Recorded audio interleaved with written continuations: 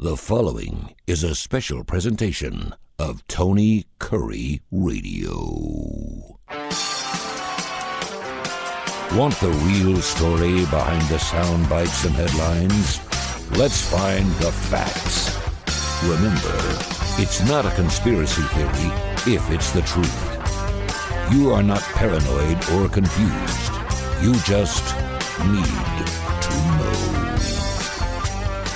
Welcome in, everybody. Time for another edition of Need to Know. Keefer here on Tony Kurre Radio, and delighted to be with you.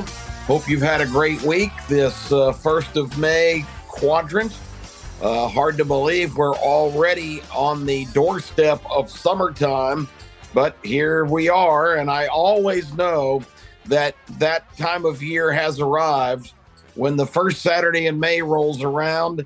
And the run for the roses, the most exciting 2 minutes in sports, the Kentucky Derby. It runs at Churchill Downs. It was this past Saturday. And with so much in the news and so much to talk about, and you know that's usually our focus here, talking about the preservation of our country and our traditions and everything that we, hold dear, all the things that make us Americans, the residents of the greatest country on earth ever conceived. There are so many ingredients in that stew that are things that I highlight personally.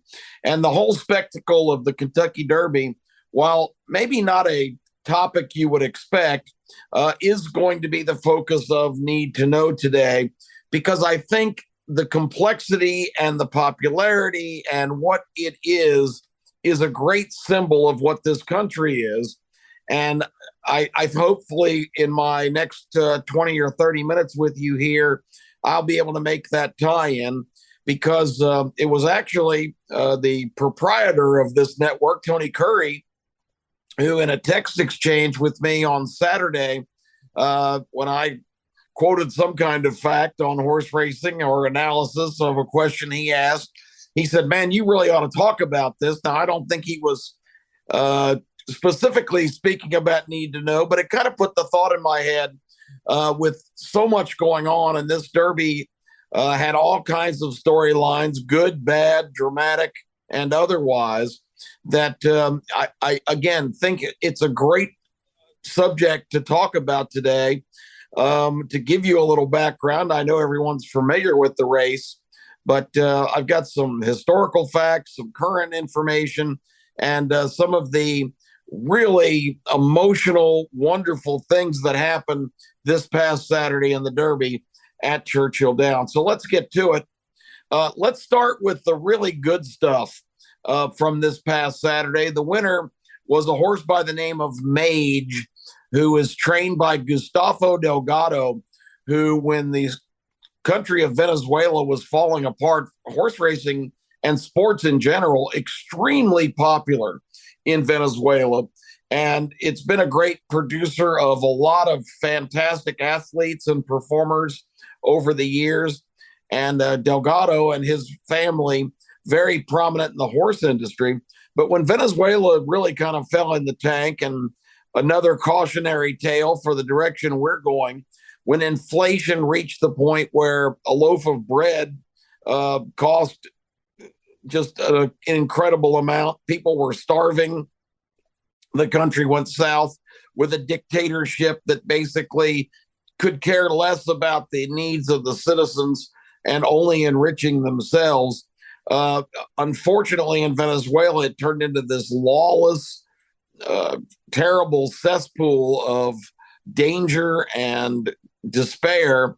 And it's again, with everything happening in our country, with law and order being on complete hiatus, with law enforcement unable to do their jobs because of lack of support and threat of litigation, with prosecutors not even bringing cases because they're funded by people that want very much for our society to implode from within. That's what's already happened in Venezuela. So if anyone really wants an indicator of the direction we're heading, the winning trainer Gustavo Delgado's country is a good place to look. and see exactly the route we're on. Our own state of California is another one, but that's a subject for another day. Delgado got out of Venezuela because his family had been pretty successful in the horse racing business, and anybody of wealth that had had any kind of achievement was a target in Venezuela for the new cottage industry, which is basically kidnapping and holding prominent people for ransom. And Delgado had a family member fall into that trap and got the heck out of there and relocated in South Florida about 12 years ago, and has built his business back up very successfully. He's got a outstanding stable that has had great success. But when Mage went to the track on Saturday, this was a 15-1 shot, kind of not very highly regarded by the wagering public. Only 3 starts in his career. But the one that I think people didn't pay enough attention to was in the very prestigious Florida Derby, when, again, just in his 3rd career start, Mage ran second in that race to Forte, the Todd Pletcher horse, who was the favorite in the Kentucky Derby until Saturday morning at 9 a.m., when state racing authorities and veterinary consultants scratched the horse from the race for having a bruised hoof. And we'll get into that whole story on the tail end of today's show and tell you a little bit about that. But when Forte was out, it kind of made the race wide open, because he was the superstar in the group this year and the horse that was getting almost all of the attention. And Mage, it was overlooked that he had ran second in that race to Forte, and it took all Forte's great closing ability to run him down in the stretch. So with that, a horse on the improve, really going to take a step forward. He had problems in his first couple of races getting out of the gate. A lot of people that are casual fans of horse racing or know a little bit about it, but not a lot of the details. It's a big transition for a racehorse to be put in the confined space of a giant metal beast in their little slot as the horses line up for a race. And the act of coming out of the gate smoothly without jumping in the air, a lot of horses you'll see, right when the gate springs, the bell rings, they go up on their back feet and get off to a bad start. And that leads to other problems, because getting away not very cleanly sets you up for a horse being over anxious and running pretty much right into the pack, having more problems, getting blocked and knocked off. And also it just interrupts the flow of building the rhythm, like any sport. Your stride, your follow through, all of the fluid things that make a great athlete.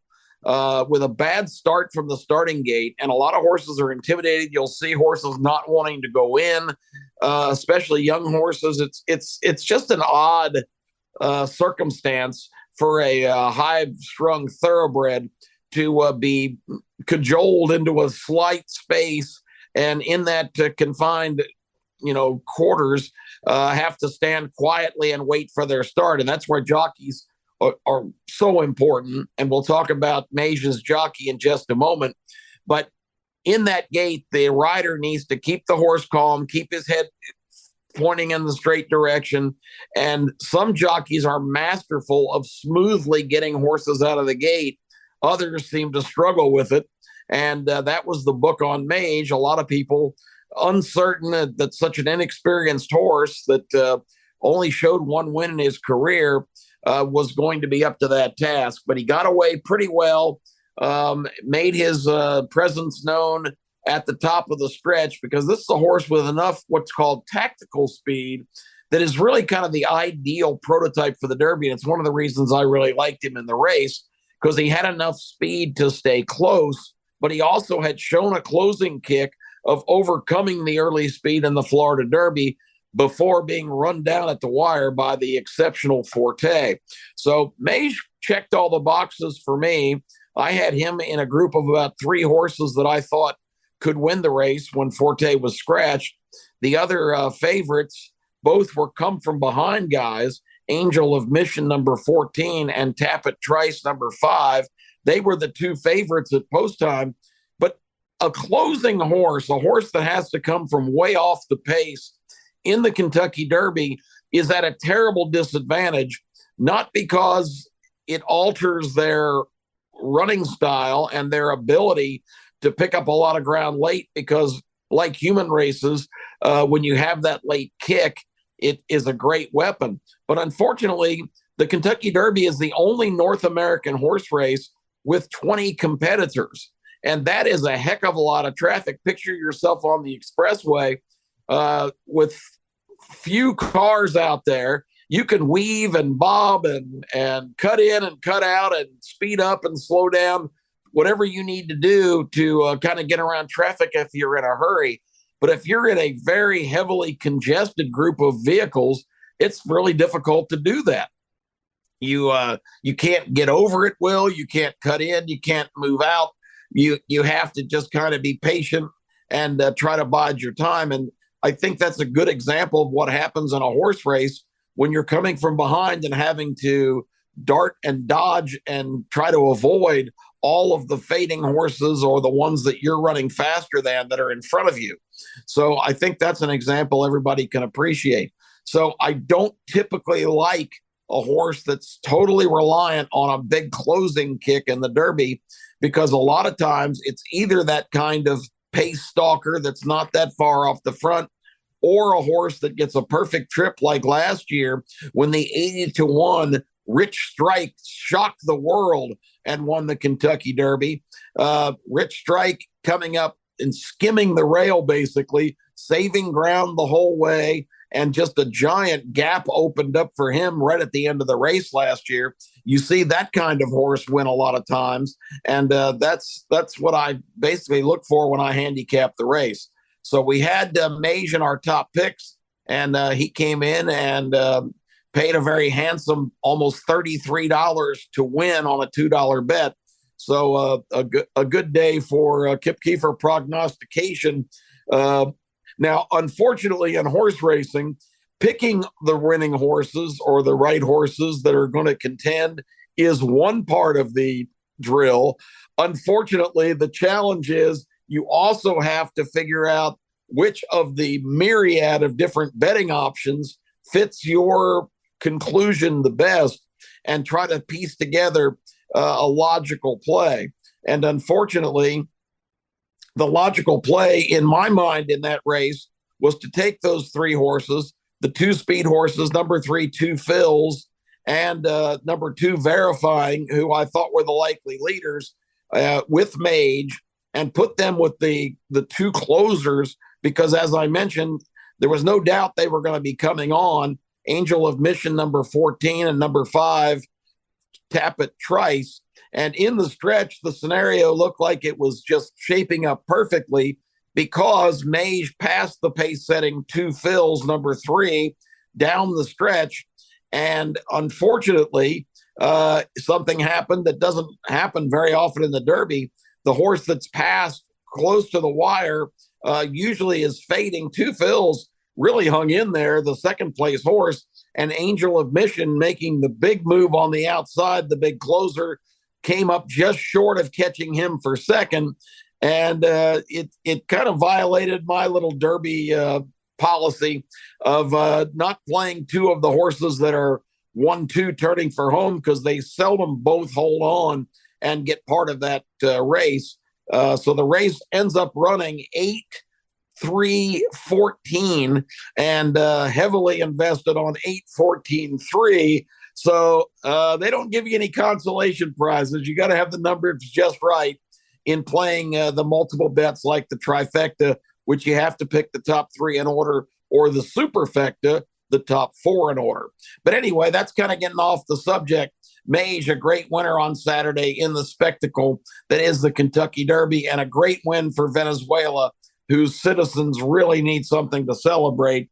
And all the connections with this horse were Venezuelan, including the jockey, Javier Castellano. I've been talking about him for many, many years in previews and guesting on shows and different things I've written, because Javier Castellano is the greatest jockey in the sport that had never won the Kentucky Derby in his advanced career. Now, there's some other fantastic young riders that have yet to break through, but again, they're young and only have had 4 or 5 chances. This was the 17th try for Javier Castellano, who's been one of the top riders in the world for many years, won the American title for top jockey 4 different times, has been on favorites and horses that look like they were going to be able to break the jinx.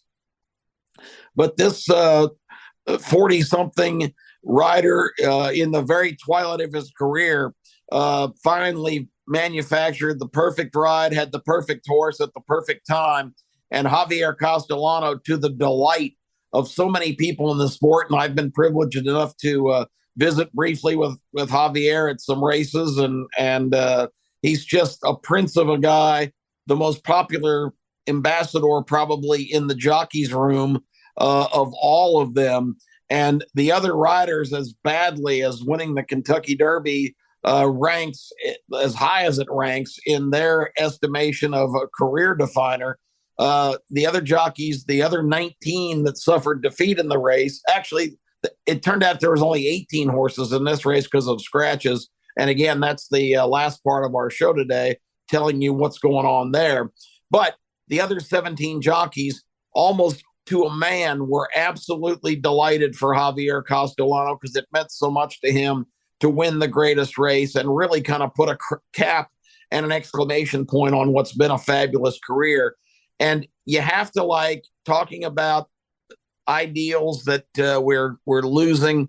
The first thing, the Donna brothers, who rides one of the out ponies that kind of stay on the track and follow the action. The other officials, in case a horse escapes or something happens, are also on horseback, trailing the field during a race. Not participants, but that's the best conveyance. Have another horse to monitor what's happening on the track. Donna Brothers rides up to Javier Castellano just as he's turning to come back to receive the warm reception by the 150,000 people at the Derby. And he's just completely emotionally just overjoyed. And the first thing he does is give credit to God and his faith and how he always believed. And it's really a strong message, and it happens in sports an awful lot. We talked about the terrible situation with the Buffalo Bills defensive back Damar Hamlin earlier this year, when everybody suddenly turned to prayer and were looking to the heavens to try and save this young man. How often in sports it comes up, and people are willing to talk about their faith and their spirituality, which has kind of become taboo in our society. And it's really a shame because, again, I have no interest in someone trying to sell me or, talk me into believing or being spiritually involved as they are. But on the other hand, I so admire someone who can just kind of shake the whole now unconventional societal norm that you just keep that to yourself and you don't share it. When gratefulness and honesty is a big part of religious belief, I applaud that, and I think it was something that American children need to hear, especially. Because we're getting to be such a secular society, and again, by design, by people who want to destroy all of our great traditions and religion in this country, which was really the founding principle of why America is here. People got tired of being told what to believe and who to worship, and looked for a better opportunity, and America provided that. Once again, one of the pillars of our entire country and our society being degraded regularly. Very refreshing for Javier Castellano, who spent most of his life in the United States applying his trade to give credit to God and his faith. really a nice story. So good for him. Good for the folks in Venezuela, Mage, and everybody who was wise enough to cash a ticket. Unlike the current broadcaster on this show, congratulations. Let's talk about the Derby itself real quick. It's been around since 1875. It's in Louisville, Kentucky, at historic Churchill Downs, the home of the famous Twin Spires, the giant chapel-like. It's practically a religious experience to go there, and the Twin Spires just in the background really sets the stage for the fact that it's something special. Now, the track itself is undergoing a tremendous facelift because it's been there for so long. 10 or 12 years ago, the last time I went, it was getting pretty run down. But now they are putting the biggest facelift. And next year, they're going to unveil 2 new club areas, also a brand new horse paddock, which is going to be spectacular. So the track continues to evolve because, folks, if you've never been there, put it on your bucket list. No matter what level you go to, it's got everything. It's got just an open infield, which is the area that is in the middle of the massive over 1 mile oval of the track. Now, you're not going to see much horse racing action live from there, but there's giant screens, there's betting windows, there's plenty of bars and food concessions, and it's the biggest party you've ever seen. It's about a third or more of the people that are in attendance are in the infield. The music's blaring. The mood is incredible. The first time, I'll tell you quickly, that I ever was able to go to the Derby, I was all of 19 years old. You could drink beer in those days. The legal drinking age was 18. And my friends and I, on Friday night, the night before the Derby, were in a little bar and restaurant in Dorville, Georgia, called the Counterfeit Penny. And I think pitchers of beer were something ridiculous, like $4 or something. I mean, really, really cheap. And the Counterfeit Penny had great sandwiches. It was kind of our hangout, at least one day every weekend to kind of, and Fridays predominantly, to plan what we were going to do all weekend. And somebody, I don't know who, knowing, that I was a horse racing guy and had been raised basically at the Washington, D.C. tracks by my dad.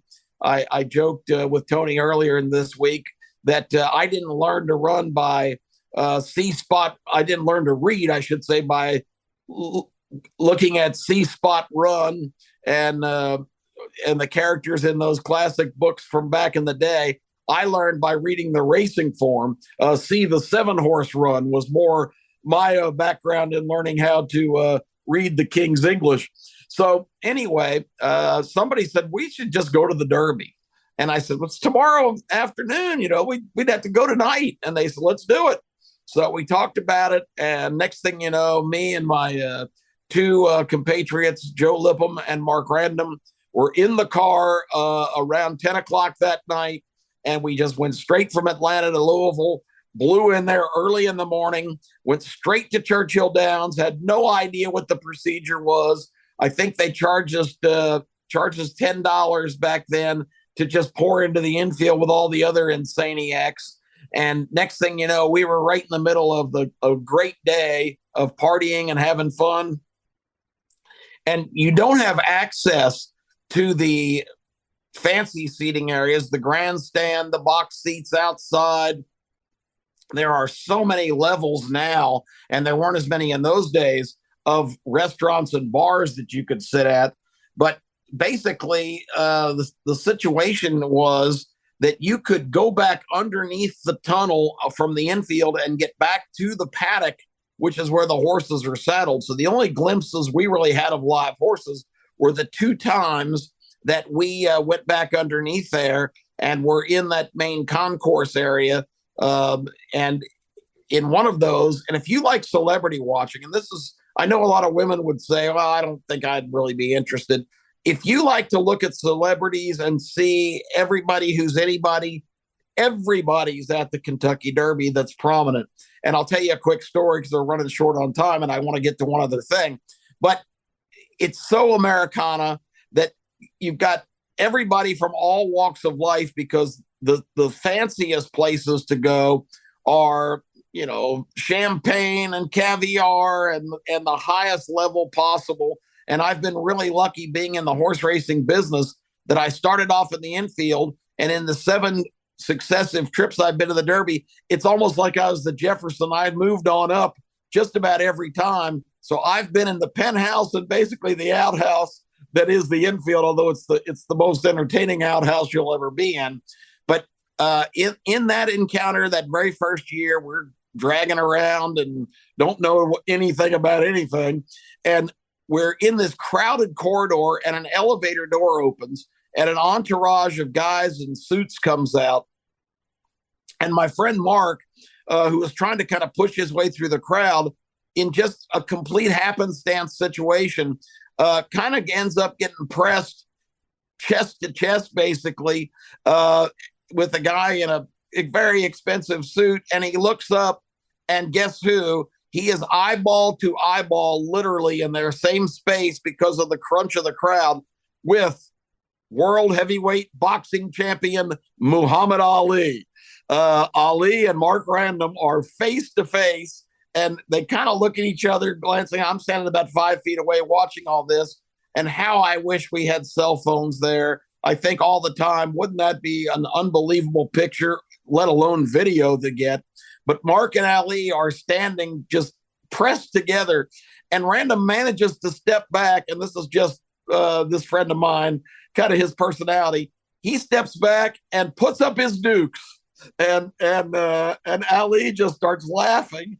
Ali kind of steps back, and he starts kind of that funny little sparring back and forth, and kind of reaching across and slapping him on the side of the head. And it was just a classic moment. And they both had a great laugh, and didn't ever speak, didn't shake hands. As soon as their 15 or 20-second little sparring session ended, they both went their separate ways. But it's a great memory from that first Derby.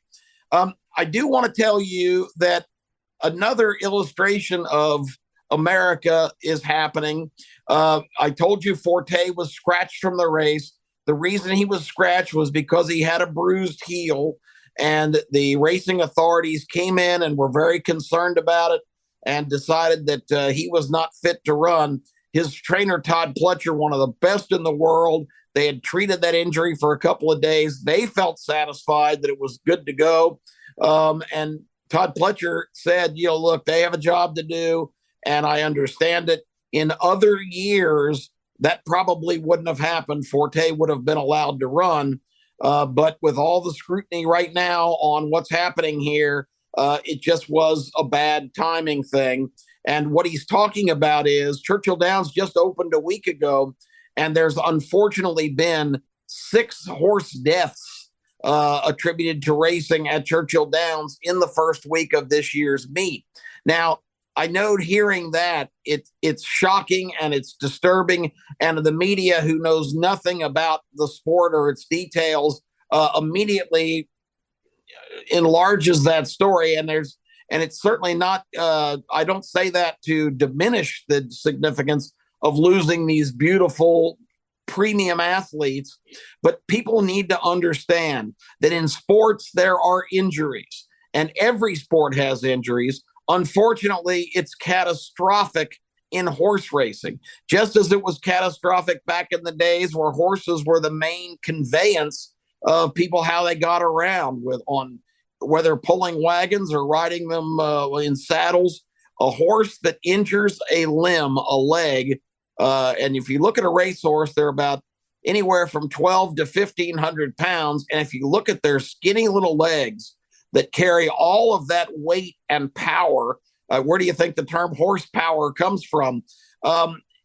It's really remarkable anatomically that they can support that much weight. But when they break a limb or have a serious injury to a leg, it causes them, like any person, they can't really put weight equally on all 4 legs. And that leads to all kinds of circulatory problems for horses. It can result in a serious deprivation of blood to the hooves, which ends up being a condition called laminitis. which can become infected and is potentially fatal. And also the discomfort that the horse suffers is extreme with a bad limb. They can't get comfortable. They spend 90% of their time on their feet. And again, their circulatory system depends on all four legs being balanced and on the ground. And when one of those limbs is disrupted, it is absolutely catastrophic. Now, there's been attempts. Barbaro won the Kentucky Derby in 2008. In the very next race, the Preakness, he broke a leg.